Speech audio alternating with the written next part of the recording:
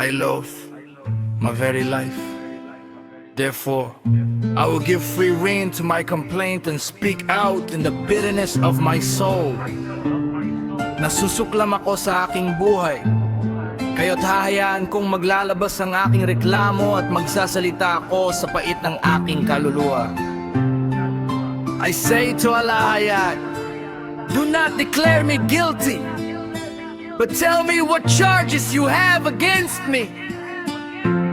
Sinasabi ko sa Alahaya, wag mo akong hatulan na nagkasala. Sa halip ay sabihin mo sa akin kung ano ang mga paratang mo laban sa akin. Does it please you to oppress me, to spurn the work of your hands, while you smile on the plans of the wicked? Kaluguran mo ba na apihin ako, na itakwil ang gawa ng iyong mga kamay, habang ikaw ay ngumingiti sa mga plano ng masasama? Do you have eyes of flesh? Do you see as a mortal sees? Mayroon ka bang mga mata na tulad ng sa tao? Nakikita mo ba gaya ng nakikita ng isang mortal? Are your days like those of a mortal, or your years like those of a strong man? Ang iyong mga araw ba ay tulad ng mga araw ng isang mortal? O ang iyong mga taon ay tulad ng sa isang tao? That you must search out my faults and probe after my sin, upang iyong usisain ang aking mga kasalanan at alamin ang aking pagkakasala.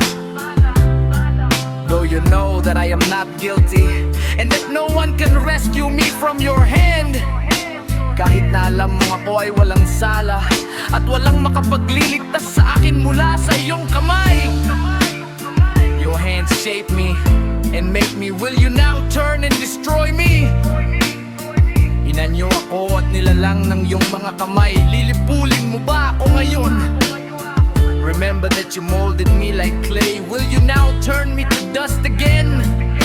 Alalahanin mo na ako ay iyong inanyong parang putik. Ibabalik mo ba ako sa alabok muli? Did you not pour me out like milk and curdle me like cheese? Hindi ba't ako'y iyong ibinuhos na parang gatas at pinatigas na parang keso? Clothe me with skin and flesh and knit me together with bones and sinews. Binihisan mo ako ng balat at laman at pinag-ugnay ng mga buto at litid. You gave me life and showed me kindness, and in your providence watched over my spirit. Binigyan mo ako ng buhay at ipinakita ang iyong kabutihan, at sa iyong pangangalaga ay iniingatan mo ang aking espiritu. But this is what you concealed in your heart, and I know that this was in your mind. Ngunit ito ang iyong itinago sa iyong puso, at alam kong ito ang nasa iyong isipan.